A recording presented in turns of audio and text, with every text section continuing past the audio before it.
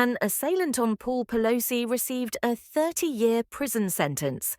A 30-year prison sentence has been imposed on the man who attacked the spouse of former U.S. House of Representatives Speaker Nancy Pelosi. Following a trial that lasted a week in San Francisco, David DePape was found guilty in November of assault and attempted kidnapping of a federal agent. Paul Pelosi, now 84, was hospitalized for 6 days following the incident due to a fractured skull and other injuries. Mrs. Pelosi had requested that DePape receive a very long sentence. The family couldn't be prouder of their pop and his tremendous courage on the night of the attack and in testifying in the case, according to a representative for Mrs. Pelosi. A statement from the spokesperson was uploaded on X, formerly Twitter. Speaker Pelosi and her family are immensely grateful to all who have sent love and prayers over the last 18 months as Mr. Pelosi continues his recovery, the statement said. The judge had been sought by the prosecution to sentence DePape to 40 years. In addition, he faces life in prison on other state counts. DePape, a Canadian citizen who has lived in the US for 20 years, is seen in trial footage of the incident storming into Pelosi's California house on October the 28th, 2022, while brandishing a hammer. Inside the couple's home, DePape accosted the legislator's husband and asked for Mrs. Pelosi, who was not present. Following a 911 call, police officers discovered that Mr. Pelosi and DePape were both holding hammers when they arrived.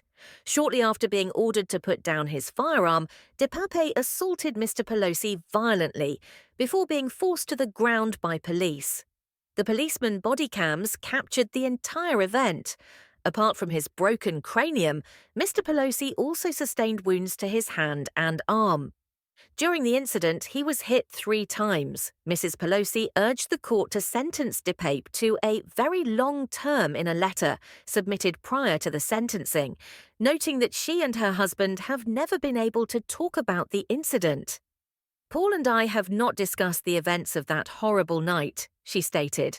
"Paul doesn't want to undergo revisiting it, and the doctor's advice is that discussing the vicious assault would only renew his trauma."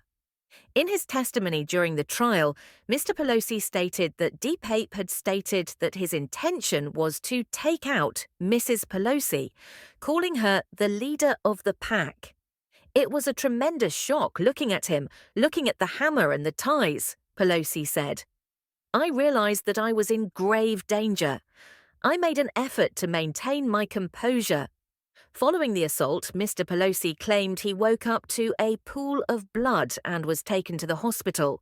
Mr. Pelosi stated he is still dealing with the aftermath of the attack in a letter he wrote to the court before to the sentencing. "I have trouble staying balanced and move slowly. I have headaches almost every day that, if left untreated, turn into migraines," he wrote. "I need to sleep during the day and cannot tolerate bright lights or loud noises for extended periods of time."